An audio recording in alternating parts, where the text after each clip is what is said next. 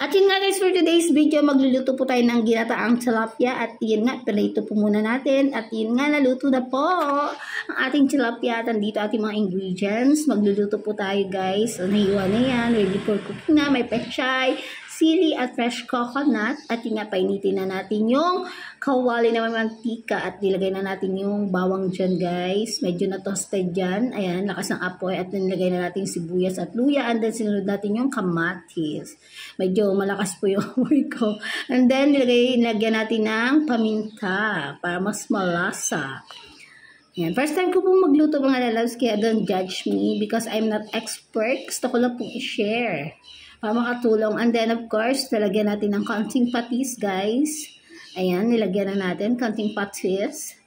Medyo marami lang siya pero konti lang po talaga nilagay ko. And then fresh coconut. Ayan, wala pong halong tubig yan. Fresh talaga.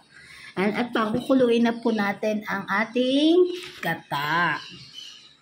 Ayan. Ayan. At dahil kumulo na po ang gata, nilagay na po natin yung sili. And then nilalagay natin itong pichay. Ayan. Diba?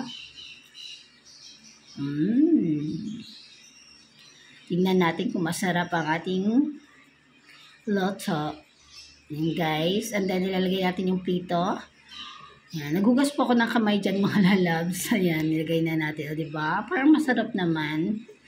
O, diba? Kaya try and try lang po tayo. Gagaling din tayo sa pagluluto. Ayan na guys. It's yummy. O, diba?